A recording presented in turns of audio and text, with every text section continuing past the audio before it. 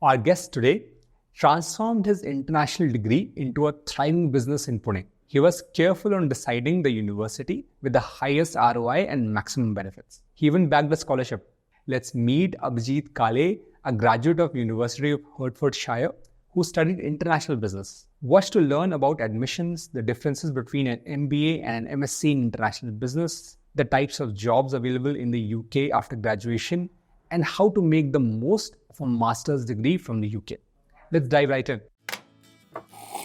I love data. It resolves misinformation. Let's talk to experts, analyze news, and smartly plan your study abroad journey. Hello aspirants, welcome to Videshi Chai. Hey Abhijeet. So what is the one thing about your student life at University of Hertfordshire that you miss the most? To mention, the one thing I miss the most is the sense of diversity you get over there. Mainly the people you meet around, and especially you get to be independent over there. Here we always have a lending hand of support when we study in India, but over there everything is upon you and how you face your future over there. Yeah. So the main thing is that the people you meet, things you get to learn from them especially, and the socializing part where you get to know different things in relation to food, culture, and even business sense. You get a lot of knowledge from other people, how things work in different countries, what exactly happens. So that's like a very plus point. And once you sit with someone from another country and talk to them, you won't even realize how fast the time went over there. Yeah. So that's one thing I miss the most over there. Yeah. So people, camaraderie, cultural exchanges. And have you kept in touch with your classmates throughout all these years? Yeah, I do. Still, we are in touch through Instagram, LinkedIn, and everything.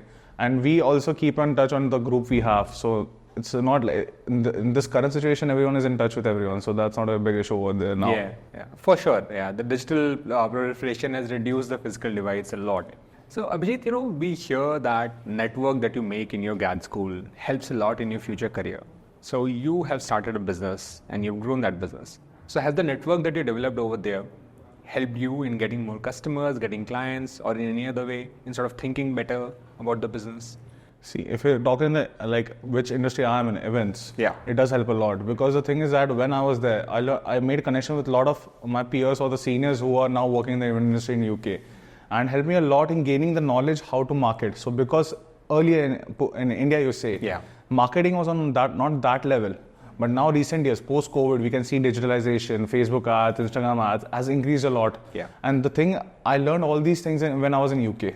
So that helped me a lot. And whenever we have future plans to do events in London also.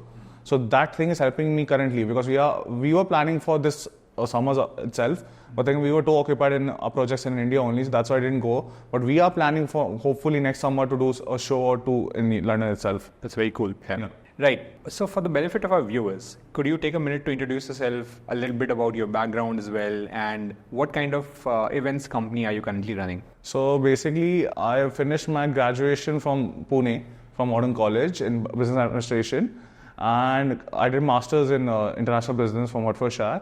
Currently, we have our own company known as Ice Nation Events. We do shows, musical shows mainly, ticket shows in Pune. So we are more focused towards musical shows of like Bollywood singers and EDM artists and everything like that. And we are more focused towards other celebrations, New Year parties, Holi parties, or other festivals. So we are more towards commercial ticketed events rather than corporates and weddings. Got it.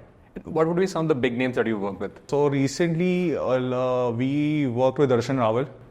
Before that, we worked with Honey Singh, Praak. We have worked with King, many other. We have worked with around 32 plus artists, and we have in one single event we have gathered more than 15,000 crowd at a single time. So we have worked with pretty much big names. We are still planning to do many more. So we have a very a broad scope in itself. We are planning to get some international artists also. So that's the one scenario. Very cool. Do you still get celebs starstruck, or has that phase passed for you? That has passed. Earlier it was fine. When I started this company, on a very vague basis, when I was in second year, it was like meeting celebrities was like, okay, I'm stunned for a minute, I have to look whether I'm there. Yeah. Now it's like, okay, fine, we are in the position that we do meet regularly, so it's fine for me nowadays. So how did you come to start an events company? Is there some family background or some circumstances led to it? Honestly, none of my family ever has done business. They are more in towards corporate and everything. But this started back in second year when a friend of mine, she was like, There was this one. This is second year in India? Yeah, second year in India, my bachelor's program. So he was like, there's some event, let's go and volunteer. And I started working, and it like clicked me that this is something I like. So one thing led to another, one thing led to another. And this is more of marketing, which is my favorite thing. So I was like, fine. So this grew, and then formally we did many shows before COVID. And the number of shows have increased post-COVID. So market has also increased. So basically, before COVID, there were not many shows happening in Pune. But post-COVID, people are getting out more. So now it has increased a lot. So this is how it was just by chance I went into this stream. Otherwise, I had no plans for this. No plans at all. That's very interesting. I was more of towards finance and you can say marketing, but not events. I wouldn't have imagined if I was in first year that I will ever do events in future. I have no clue I will ever do that. So that was. Explain to us, how does a typical event, let's say if Honey Singh, there's a Honey Singh concert. Then who is the concert organizer? What's your role exactly? Just sort of in layman terms. Basically what there are, say, if you see event person, so there are 3-4 types. But what we do is we organize itself, manage ourselves, sell the tickets ourselves, do marketing ourselves. The whole full stack solution. So for a few shows, we do partner up with other companies. So for example, in Honey Singh, we were partnered with one of the company who we did it. We had a whole marketing plus organizing, management, everything was done by us. So it's like we do A to Z because we know we have gained that much of experience. We can do it ourselves. We can pull it off ourselves. So mainly our more part is focused towards operations and marketing. But the company who is sort of producing the event, so the one that funds the event, are you looking to get into that as well, or is that No, we do funds event. Like out of the last 50 or 40 shows, 35 we have funded ourselves. Oh, I see. So Darshan Aval we funded ourselves, other events also we fund ourselves only. Got it. Depends on some shows we do partner with someone else because they might have the artist or I might have the artist. So we do tie up, basically depends on the situation currently that time. Coming back to your master's experience, what was the tuition fee that you spent there? Tuition fee, vague figure I have is around 14,500 pound to 15,500 pound. We like roughly Indian rupee, it was like 15 lakh Indian rupees. Got it. And the living expenses, similar amount? Living expenses, you can say in total, if you have to comfortably finish a graduation without any part-time job, you can roughly look between 25 to 35. Got it. 25 is more comfortable side, but if you have something like you do spend a lot on weekends and everything, so 35 is a comfortable figure for anyone. And in order to finance that, did you have any scholarships? How did you finance that generally? Scholarships, self-fund, loans? So so out of the 15,000 pounds, I guess I had gotten 2,000 pounds of scholarship. Post that, if you pay a whole tuition fee in together, I got 1,000 pounds more as a scholarship discount. And post that, when I was in university while I was studying, I was also SCO, known as School Community Organizer. So I got 1,000 pounds of scholarship for that role. So it came roughly around 12 lakh rupees or 12,000 pounds. And did you fund that out of pocket or? No, some was like out of 30, 5 was out of pocket, 5 to 7, and rest was education loan. Got it. Typically, what should other students coming in now do to maximize their chances of getting a scholarship for universities such as Hertfordshire?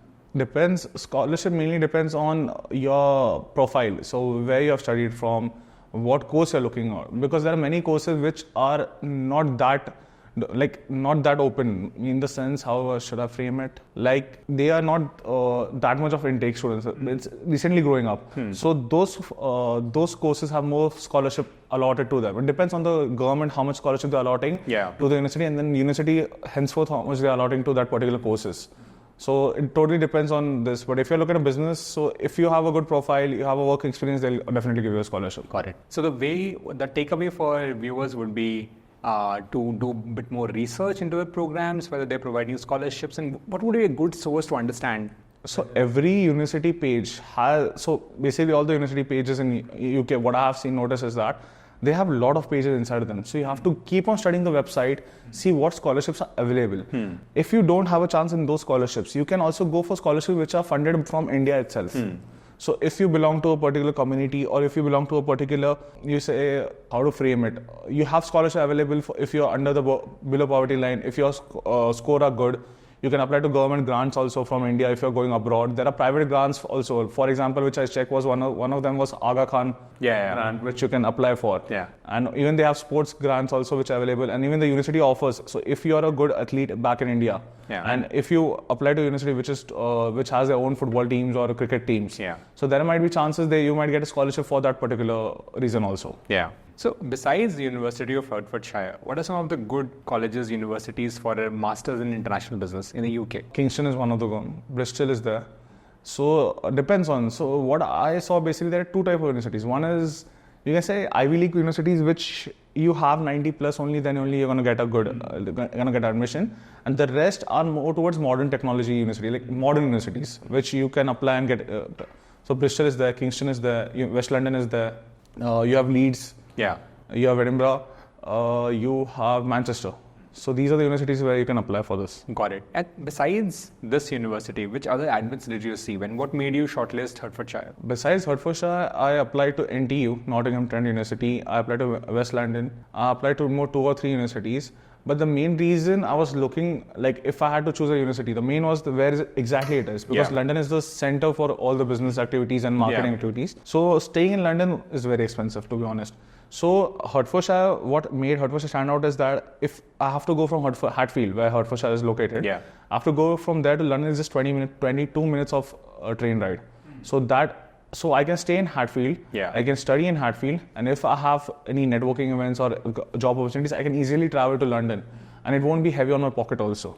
Because if I stay in Hatfield, my costs are cut down by 30 to 40%. So that one was one major thing which made me go through to Hertfordshire. And the second was even that, so basically there are so many universities, so which one to select? So something in UK there is known as Teaching Excellence Framework. So they are ranked around bronze, silver and gold. So Hertfordshire had a gold ranking. So it was like, I was more inclined towards going there because all the boxes which I wanted to get ticked was ticked. So it was like, okay, fine, I should go with this then. Makes sense. So just as a framework for incoming students, look for location, look for cost of living, look for the rating that you mentioned. So one more thing is that when a student is applying to a foreign university, the most important aspect, is the university quality which you're getting. This is one. But you also have to check whether that staying there is feasible for you in terms of monetary wise. Because staying in London can cost you anywhere between, let's say, living expenses 1,500 to 3,000 pounds also. A month. If you're staying in central London. Food, groceries, everything. So I guess the rent go up to 800 pounds or 700 pounds. If it's in central London, it might go up to 1,500 also. So that is one very important aspect you should go for. Makes sense. Because if you get admission in a good university, you also have to know how to fund it. Just getting a university admission it's a very good thing.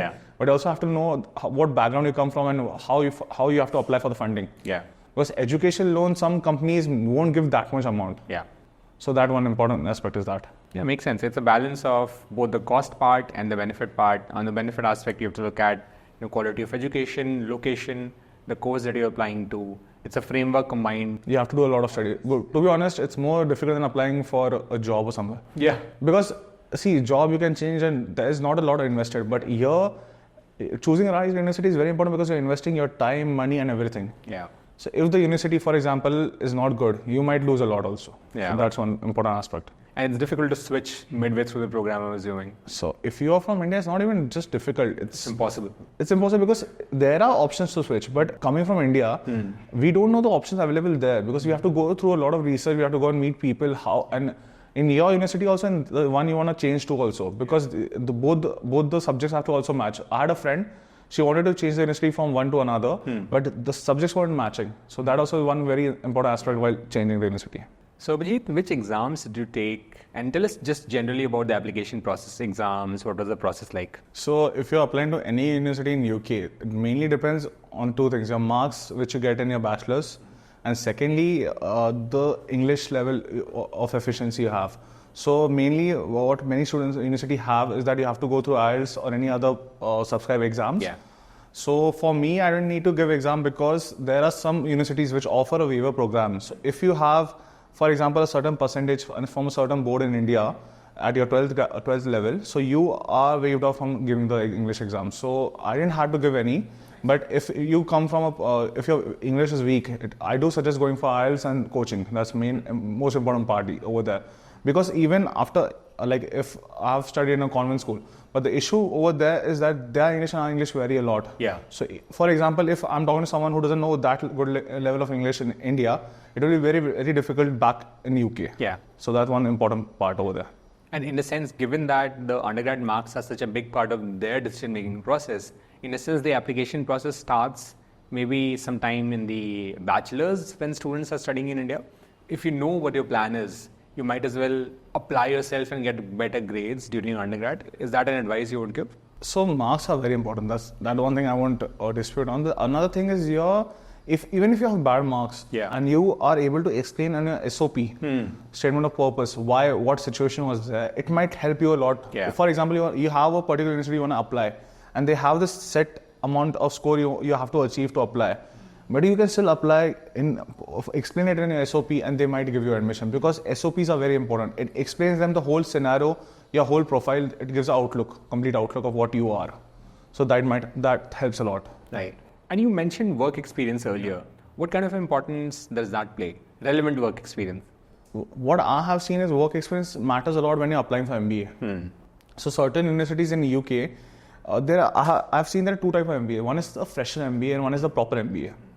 So if you have to apply for MBA, I guess in Leeds or somewhere, you have to have a work experience of 2 years at least. Yeah. So it does matter for MBA courses. International business, it doesn't matter that much. It is a plus point because of course, once you're over with your studies and you go out to the job market, work experience does matter a lot. So that matters when you have finished your studies. That's a very good segue into my next question, which is going to be, what's the difference between a master's in international business and MBA? They sound very similar. See, what I have seen, I was also inclined, when I started looking, I was more inclined to MBA. Because it was a term which everyone used. Yeah. MBA, I have done MBA from here and there. But the thing, what I have understood is, you should do MBA once you have a proper work experience. So it masters the skills you already are growing. So for example, I have a skill set. It will help you mastering that. And international business is something you can start raw from. They teach you all the basics related to each and everything.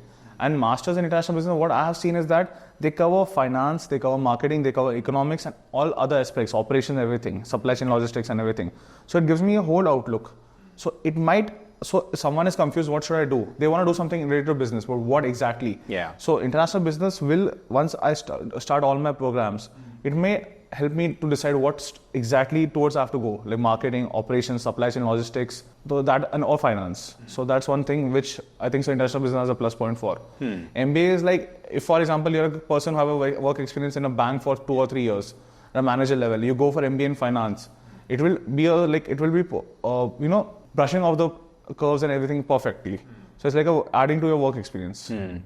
Got it. Yeah. So in summary, MBA is something that will help you as a mid-career, early career professional sort of vault to the next level. When I used to visit the education fairs, what I realized was that MBA, many universities have compulsory work experience needed. So I was like, I didn't know this. Yeah. Then someone from one of the universities explained to me the whole difference and which program should I go for. Then once I studied, I realized that it's better to do with international business. I want to talk to you about jobs now. So when you went to the UK, did you already have a determination to return to India to continue your business? Or is there a scarcity of relevant jobs in the UK? When I went to UK, there's nothing decided. Yeah, of course, working in UK, settling there or even working there was something I had in mind.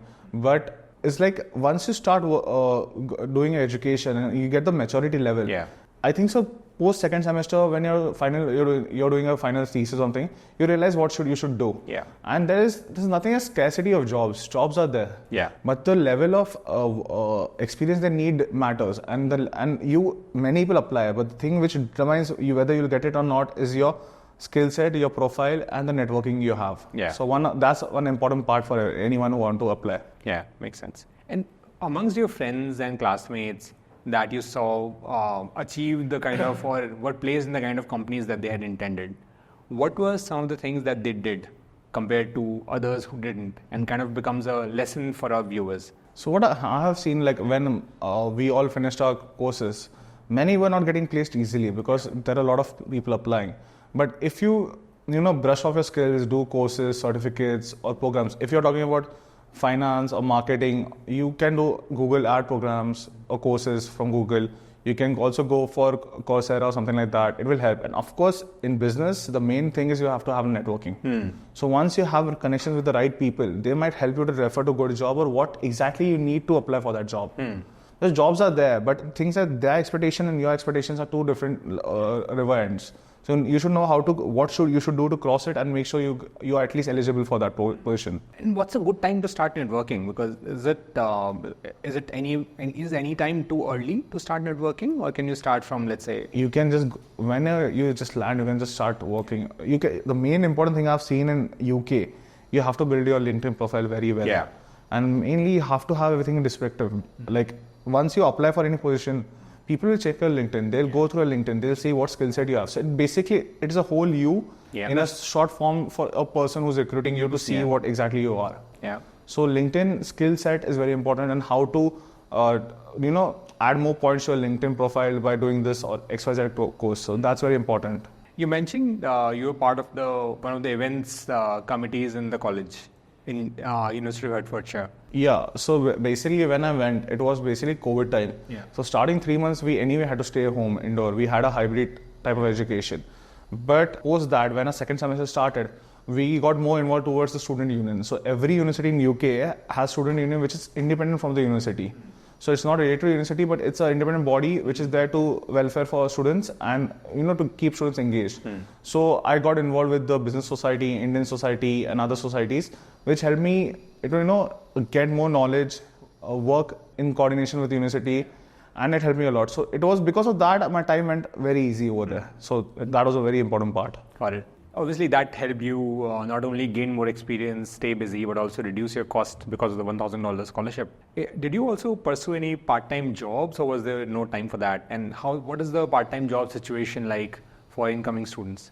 So part-time job, see, the main issue what I have seen, when you go from here, the part-time jobs you expect to do, you won't get that. The part-time job over there are very different, and people over there don't care what job you do. Because in India, if you're working at doing this, people might judge you. But over there, everyone does everything. Yeah.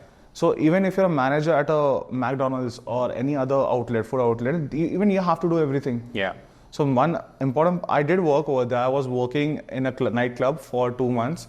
Post that, I was working in a catering department for a hospital, and post that, I was doing deliveries on my own. So these were the 3 jobs I did in UK. Got it. While we're on that topic, what kind of jobs are available in general for graduates of Masters in International Business in the UK? So once you finish a Master in International Business, you have to make sure which stream you want to pursue. So you can go for marketing jobs, you can go for finance job, you can go to operations, and you have even supply chain and logistics. The main thing is you have to know where you want to apply to. Yeah. So if you're looking for marketing and finance, London is a hub for that. If you're applying towards supply chain, logistics and operations, let's say talk about supply chain logistics, you have to go towards cities which are more towards supply chain, like port side areas and everything like Manchester and those places. And if you want to go for operations, you have to look towards outer areas of London you want to apply to. So the main aspect where you want to apply is that you should know which place you have to apply for sure. So you can't apply for supply chain in London because there are very less jobs available over there. But if you go for outskirts towards north side, you'll easily get jobs. What are some of the big recruiters that come to Hertfordshire for these particular roles? There are many finance companies I've seen. So Hatfield has its own business park. So it's named Hatfield Business Park. So there are many companies which are placed over there, and they come to recruit every year. So I didn't apply much over there, but there are, I guess, roughly 60 to 70 companies coming in every year to recruit. So that one point is there. Got it. And for logistics, which are some of the big recruiters besides finance, and for operations? So logistics, you can say Amazon is there, Ocado is there. There are many companies. So even you can work with the Post, UK Post, the Royal Mail. I see. Yeah, so you can apply there also. You can apply for TFL roles also if you're into IT or operations. And as a student, what is the right time to make up your mind that, hey, this is the career, this is the track that I want to go to, or should you keep an open mind and decide later?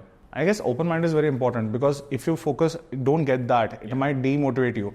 But if you want to decide where you want to start applying to, I think so when you're doing a thesis, you can start exploring the options of that particular field.